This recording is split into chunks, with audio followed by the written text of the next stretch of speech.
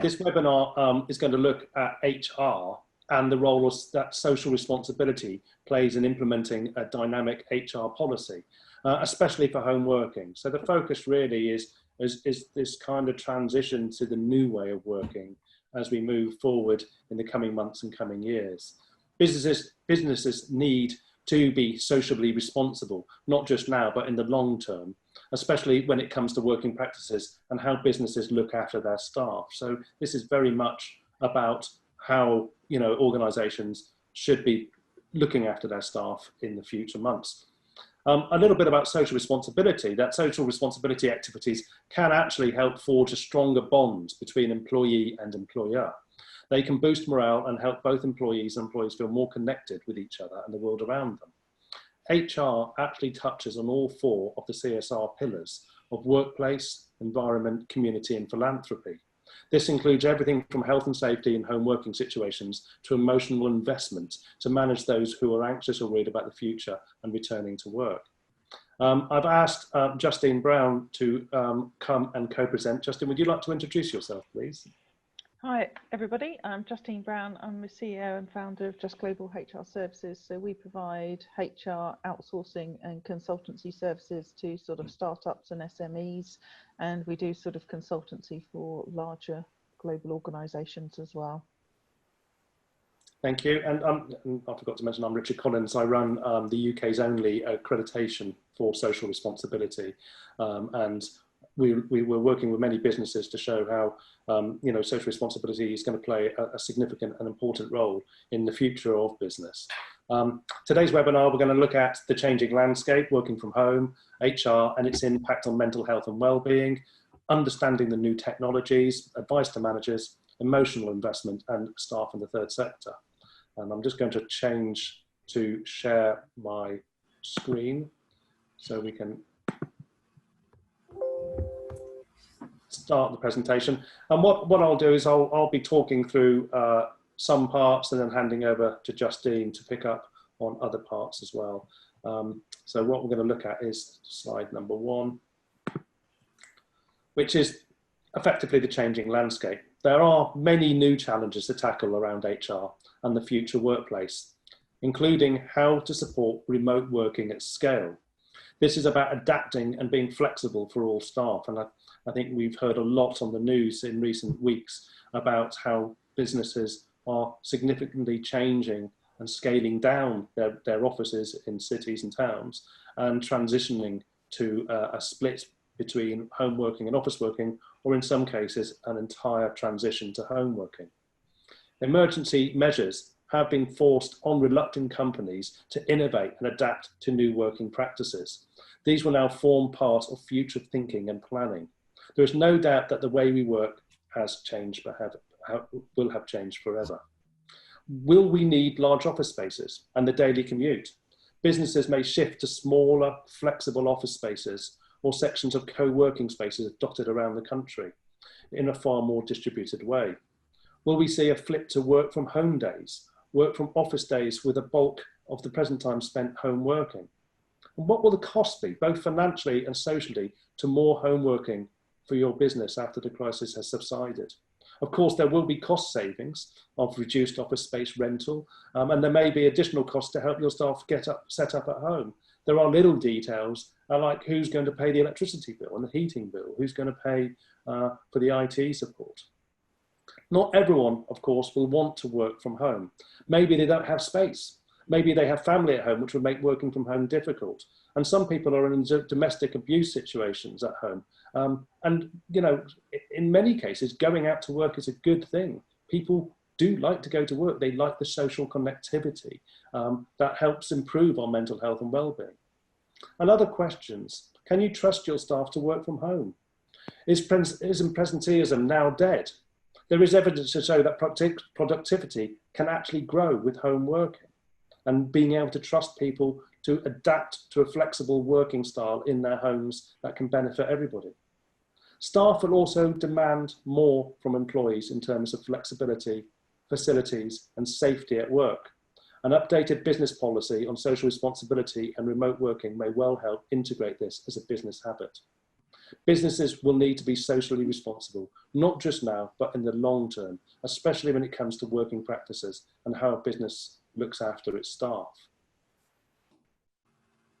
So this is a little bit about transitioning to these new working practices. There are many clear positives for home working. Businesses can expect to save on expensive office space. The money could be spent on increased wages or social business events and improving their business.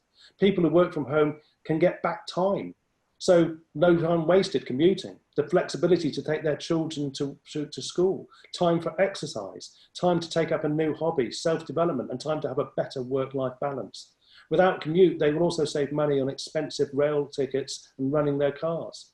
However, there has to be well-defined ground rules and clear leadership from senior management on how to establish a professional workspace and home working habits. Justine will now give you some key points on things that you can do. And I would like you all to engage in this webinar, ask questions either during the webinar or at the end. Think of things that you'd like to ask, because I think sometimes a webinar can be more interesting if we have that engagement. So do please feel free to put your hand up or jump in. Justine, would you like to take over, please? Yeah, so you've probably, if you've all been working at home, you've probably already realised it's sometimes quite difficult to distinguish between your work time and your home time. So when we work from home, I think there are some ideal recommendations that you could undertake. So one of the first ones is to dress smartly as if you're still going to the office. Be out of your pyjamas as soon as you can and wear shoes. And I highly recommend wearing shoes because it makes you feel completely different in your working environment. And I think as time's gone on, most people are starting to dress for the office. I think initially people were still sort of sitting in their pyjamas at home and not really taking it all seriously with regards to working, but you should be working as if you're in the office environment. You may want to go out for a walk around the block before starting the day, so you feel that you're going to work, or do something different at the end of the day. And you might want to recommend that to all your staff as well. It's a way of sort of starting the day with something different and ending the day with something different. You and your employees should be encouraged to take small breaks as if they were in the office. Take a regular break every 25 minutes for at least 5 minutes, whether that's getting up from your chair, stretching, moving around, making a cup of coffee, but making sure that you're not just sitting still for a majority of the day. Don't turn on the TV. Be as professional as you would in the office. If you are going to have background music to help you focus, then make sure you turn it off when you have a call or a video call, because it can be quite distracting for others. And try and still work to a defined schedule as close to your normal hours as possible. I think we've probably all of us found that we're sort of stretching the hours of the day, maybe starting a bit earlier, finishing a bit later, and maybe not taking as many breaks as we should. And if you're working flexibly, try not to do too many hours over your allotted week, as this will eat into your work-life balance. This will allow you then time to have exercise and hobbies. And as we say, start the end of the day with a routine to signal when work starts and when it stops. So back to Richard. Yeah, and that's so important. I think, that definition, that sort of like boundary between work and non-work, and marking it in a way that psychologically makes an impact. I mean, it's a little thing, but and it takes a bit of practice to be disciplined about it. You've got to be disciplined about having your own time as well as having your work time, and feel that you can stop and do something different. Yeah. So space time. A dedicated home office space. It is critical that organisations communicate with their staff and find out what support they need. Not everyone has the appropriate space at home to work. Will businesses need to kit out employees at home with mini offices? Will there be a huge cost? It is important that the desk is at the right height and that the staff have ergonomic chairs, that there is advice about health and safety. A law firm surveyed their staff on how they felt about working from home. And one question asked from 1 to 5, are you desperate to return to the office once lockdown is lifted? Or do you prefer to remain working from home? And this was a recent survey of one of our accredited companies. 2% selected number 1, and 83% selected number 5. That is 83% said, no, we'd rather stay at home. Only 2% said they wanted to return back to the office, with 15% selecting in between the two. this had indicated the level of investment and adaptation that will require to implement the shift to working practices. Now, this particular organisation are in a refurb process for their new office spaces. And it's made them think seriously about how that refurb's going to impact on the way they operate in the future. They need the office, they need people to come to the office, they need to have clients come to the office, but they're going to have less people in the office working than they had before. A large construction company conducted a similar survey, and their office staff stated that working in an open plan office had too many distractions from other members of staff and too noisy, and that there was a preference to work from home. Realising that this would be the norm, they delivered appropriate desks and chairs. So what you had there is a classic example of an open plan office where actually people were annoyed with their co-workers a little bit. They found that somebody was too loud on the phone, or somebody was, you know, playing music or whatever it might be, and actually they preferred to work at home in a space that they can control. But of course, this negates that need for social connectivity, that need to have the water cooler moment, that need to have a conversation about what was on the news last night, or to discuss something you're worried about. So make sure that this is how a member of staff would like to work. Provide information on how to prepare the workplace. I think the important thing here is to engage your staff in a conversation about what they would like, whether it's coming to the office in the morning or working from home.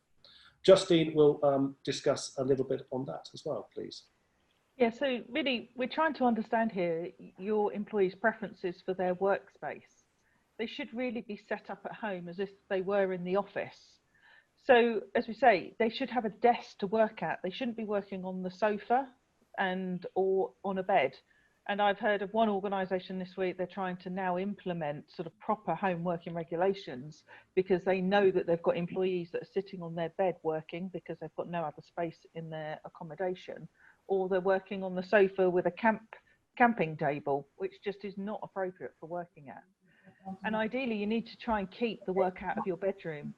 Your office space should really be in another room if you can, and not where you sleep. And you should have a desk to work on. And try and keep this desk as a sort of dedicated home office space. So it's not used for anything else. It is just your office space.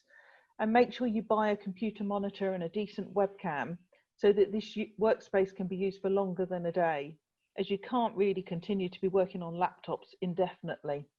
So get your employer to invest in your home office space for you. And you really need to set clear ground rules with the people you live regarding not being disturbed.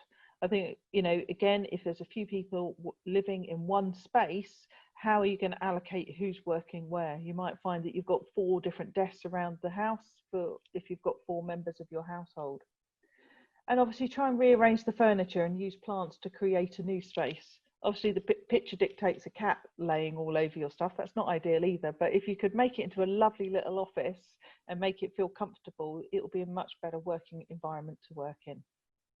Absolutely right, and I think, and again, perhaps we'd love to hear your experiences as well. Having you know, all of us having work at home, I think the benefit of what's happened in the last few weeks is we can all, we've all experienced this and the difficulties. And for the first 2 or 3 weeks, it's easy just to stick a laptop on your lap and click away. But as time goes by, this becomes harder and harder. And you know, we've had situations. We had a member of our working group who actually fell off her settee while trying to open the curtains. Or close the curtains to stop the light getting in the way of the screen while she was on a Zoom meeting, and ended up in A&E. And that opens up a whole new area of responsibility around around literally health and safety at home. And you know, who fills in the accident book? Who you know, where does that responsibility start and end in terms of the employer? So it is really, you know, important that the employer makes sure that their staff ultimately, if they're going to work from home, has a space that is safe and dedicated, if that's possible. And as we explained earlier, not everybody might have the space in their home to do that.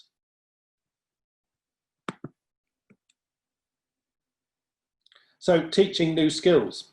These are all, incidentally, powerful social responsibility areas.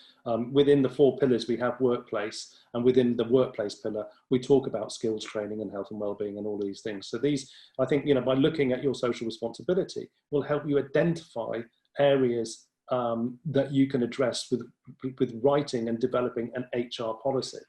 So it is important to make sure that employees working from home are trained in the appropriate technologies with the correct level of IT support.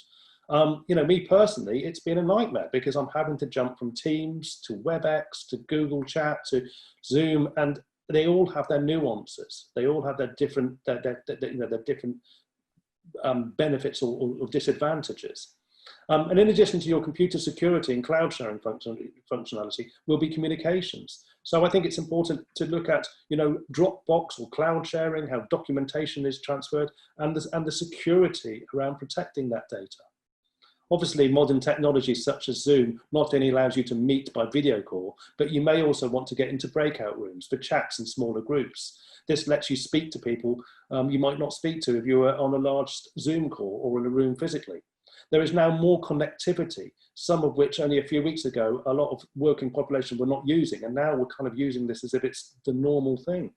And also not to use Zoom or any of these technologies to have an hour-long conversation. If you're walking past someone's desk, you may want to stop for 5 minutes and have a quick conversation about something. So Zoom can be, or this technology can just be for a quick chat. In addition to Zoom, obviously we're using Zoom, so I have to mention there are Teams, WebEx, Google Content, Discord, to name a few, but there are a lot out there, and you need to get the correct training to use those. And also pay for the licenses and so on and so forth to make sure that you get the full benefits out. So maybe there is more connectivity, or maybe it's a different type of connectivity. Justine has some of the best ideas that she's advising her customers on regarding technology. Yeah.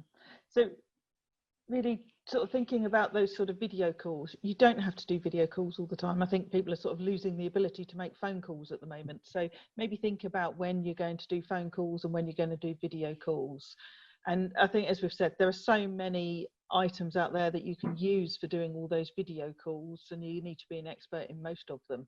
So yeah, the Microsoft Teams, the Zoom, etc. But there's Slack, there's WebEx, there's BlueJeans, there's Google Hangout, and people are using all sorts of different things to connect with each other at the moment. One of the things you should really have is, if you are then going to be using those, is have some good camera technology. So talk to colleagues, check out how each other are doing through the use of the video.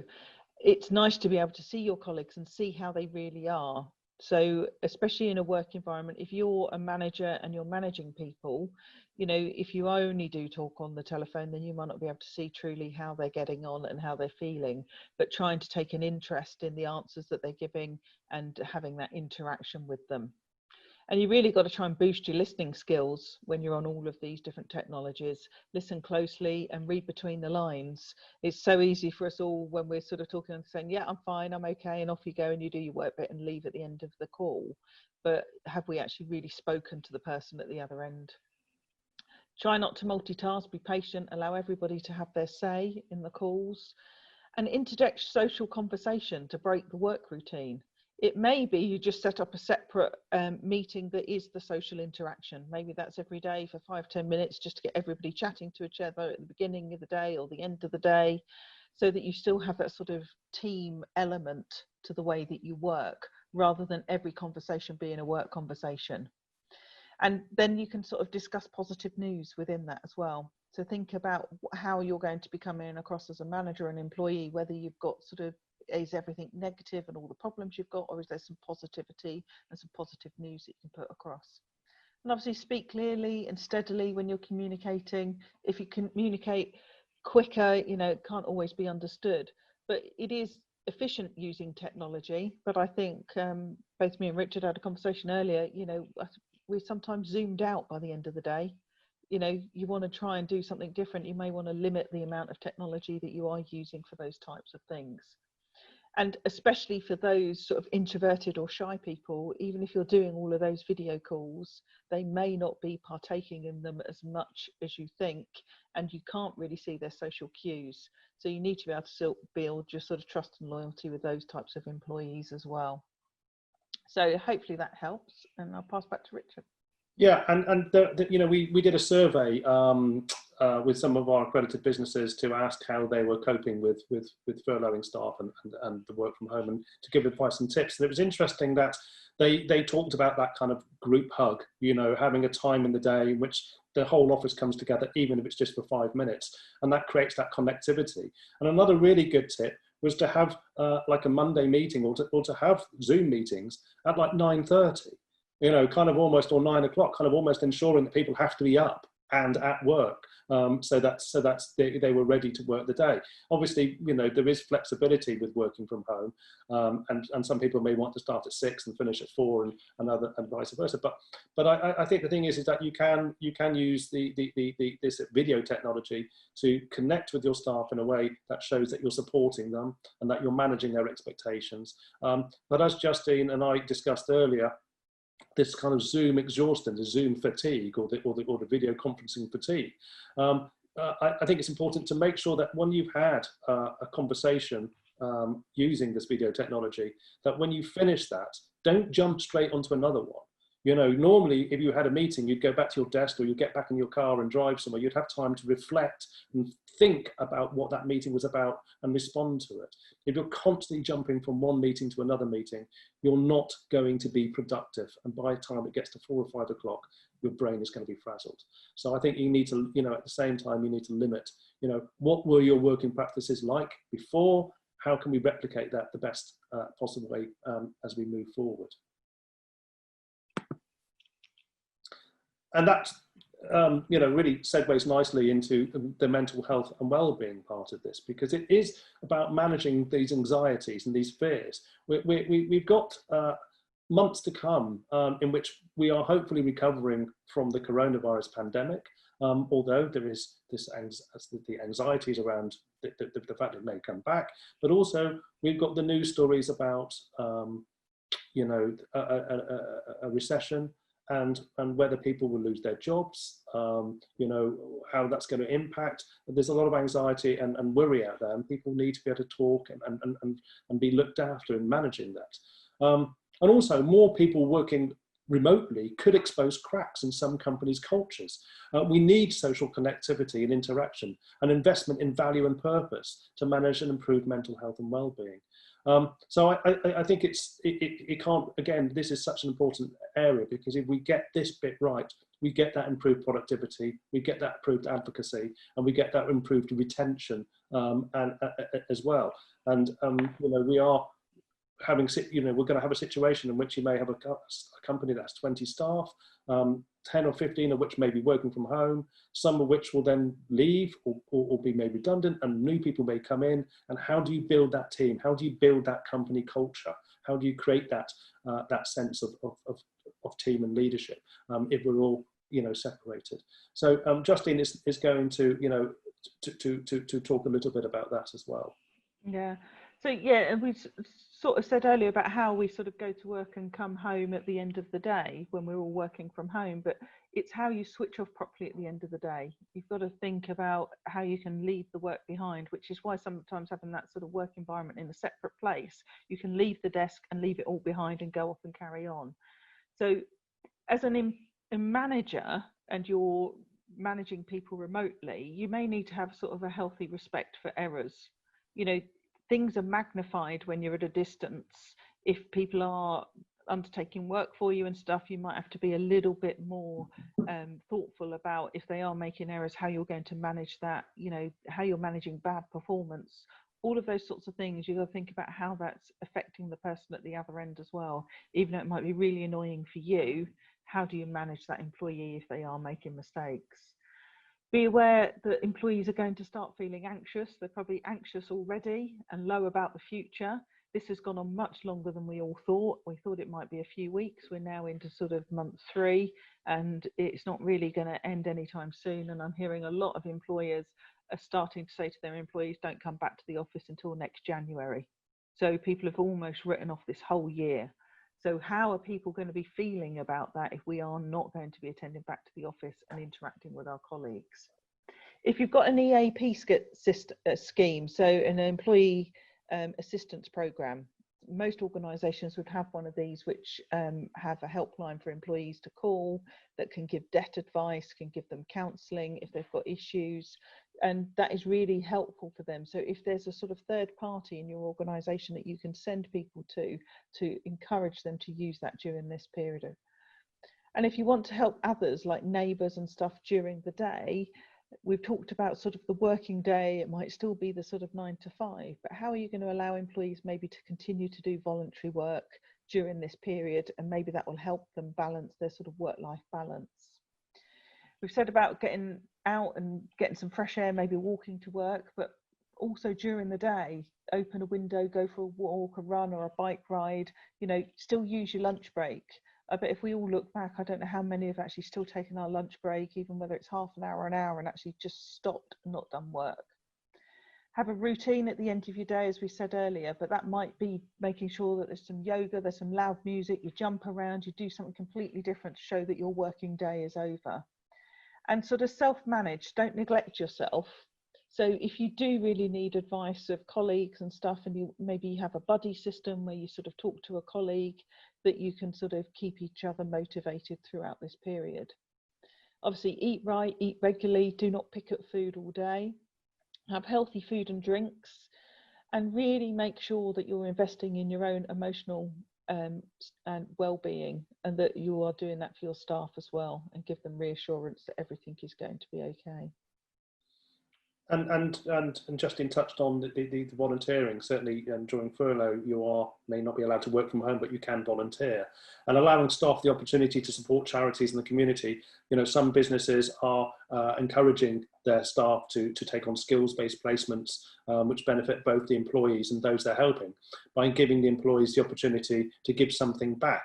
And I think this, you know, the thing about social responsibility is it makes you feel good because it's about something good, and doing something good makes you feel that you have value and makes you feel that you have purpose, and that goes a long way to looking after your mental health and well-being, and also the fact that the common good is our good. So being able to integrate with the community that you work and live in, and build that into part of your work frame, you know, it is a really nice way of building that balance.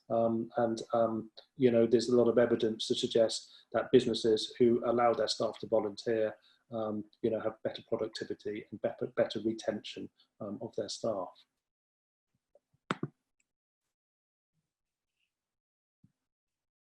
So a clear HR plan will improve productivity. Managers and staff alike must work together to deliver the same levels of productivity and efficiency we would expect in the office. Research has shown that remote workers are more productive than their peers. However, much of the true productivity stems from clarity. Your employees need to know what's expected from them. Of course, there are clear advantages.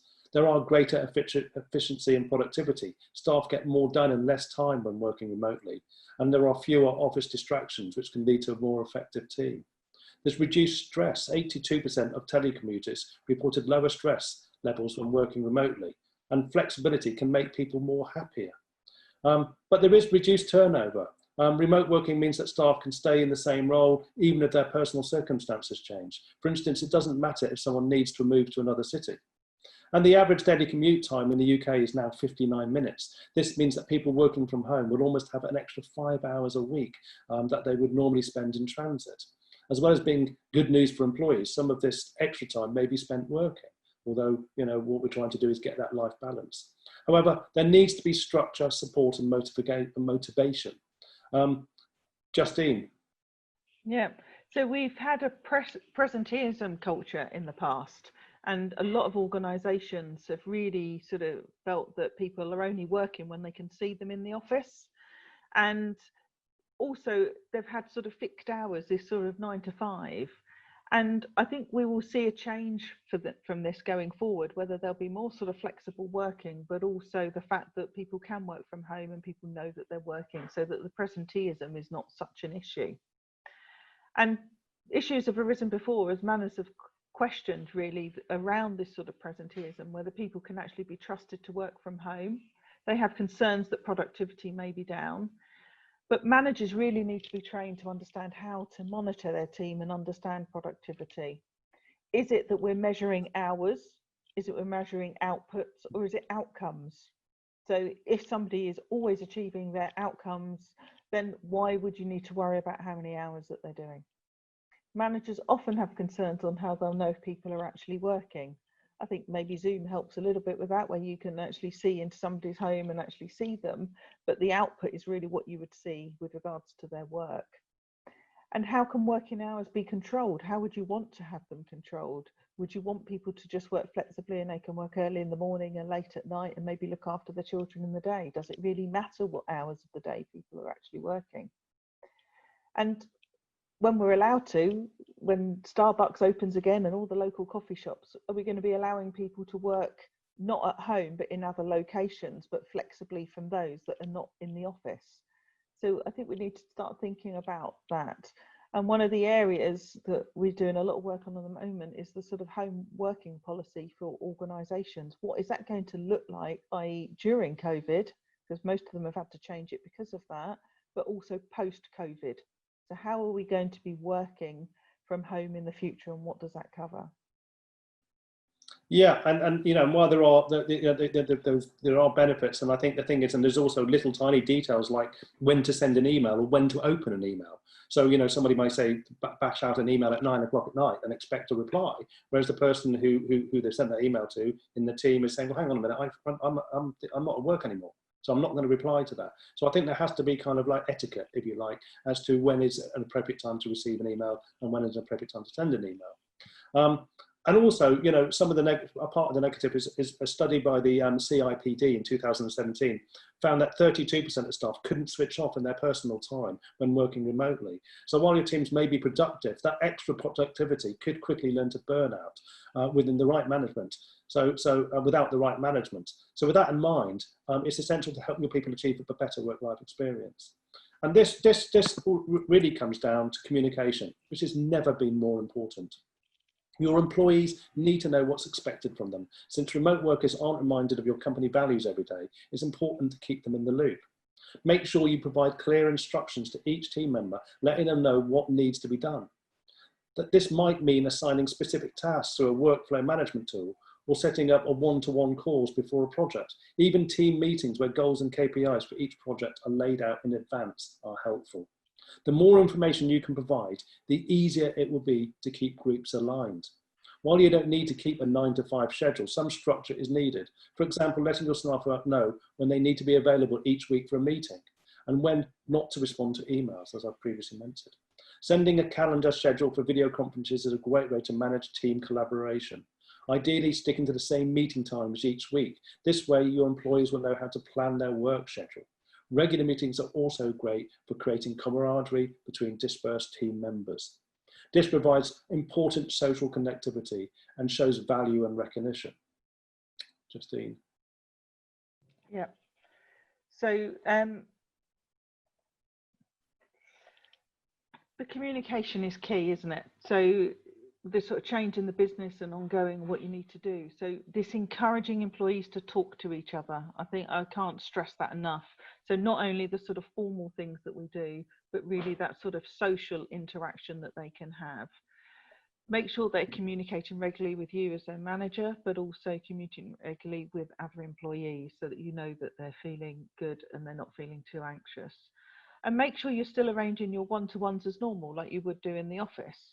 And your team meetings as usual. It may be you do something like a daily virtual huddle, you know, just so that you know that everybody's, as we said, it may be the 9 o'clock daily virtual huddle. You know, everybody's up, they're working. Some of them might have been working since 7. Some of them might just be coming to work at 9 o'clock. And don't be too task focused. Talk about other topics as well. And empower and support every remote employee. I think you've had to do that now. I think you're finding people that are working for themselves and actually having to plan their own days, and that you're empowering them to do their jobs. And I think you'll see a very big difference with that as well. And not everyone you know, wants to work from home. I think this is the thing. We've talked a lot about working from home and how we can manage that, but we also have to manage people who want to come into the office. Obviously, all the rules and regulations apply, and they're there in the office. But not everybody can work the technology. Not everyone's going to be comfortable learning new skills. Some people might have small children at home or noisy pets and cannot get a quiet time to work. And some people have domestic abuse situations, as we've mentioned, and going to work offers salvation.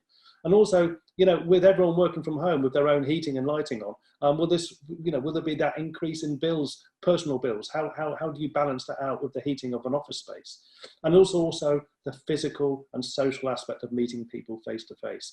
This will be reduced, but not gone completely.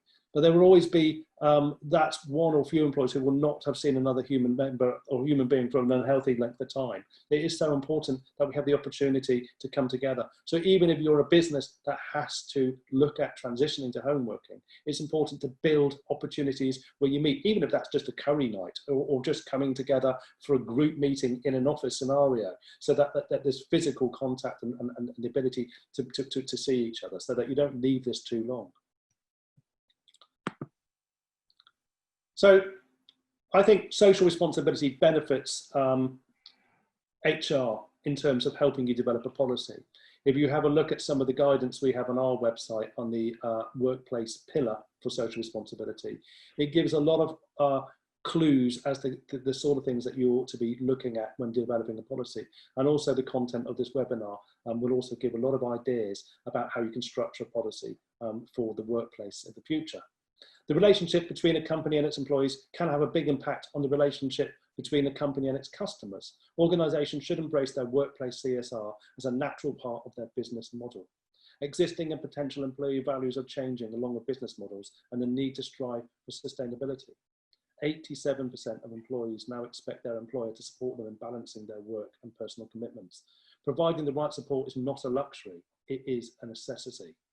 We have now seen some of the basic principles of how social responsibility plays an important role in building an effective HR policy. Workplace skills training, workplace flexibility, mental health and wellbeing, environmental benefits, reduced travel, energy use, community and charity, providing value and purpose through emotional investment. There are areas that impact on all four of the social responsibility 4 pillars. And everything we have discussed counts towards an organisation's social responsibility commitment. Each CSR pillar is designed to help you audit, benchmark, improve and impact report on areas such as energy and travel, health and wellbeing, community engagement and supporting charities. And this forms the basis of an ongoing CSR policy, which will help you face and meet the challenges ahead. So by having a CSR policy in place, you can really address the mental health and wellbeing policy, the HR policy, and how you engage with the community. It's not just an investment in your business, but in your staff, helping to enrich the quality of their lives with value and purpose. And you'll see a significant return in investment through improved reputation, an engaged and productive workforce, becoming an employer of choice, successful investment and tendering and consumer loyalty. Social responsibility makes us feel good because the message is about something good. And if you're doing all of these things, then your business could become a socially responsibly accredited organisation that shows value and social and purpose and a commitment to a greater vision for future generations. So we hope this webinar has been thought-provoking and helped you and your business become more resilient, not only in this crisis, but in the future as well. And we've got a little bit of time to take some questions, either with me or with Justine. So please do share your experiences or ask a question about a topic mentioned in the webinar. Hello, hi, can you hear me? Yes, hi Claire. Hey, hi, thank you very much, Richard and Justine, really interesting. I work for an employee assistance programme provider, and it's brilliant to hear EAPs being mentioned in, within the context of CSR and the bigger picture, because people think we're a counselling, well, an EAP is a counselling service, but I think the support we provide to managers while they are trying to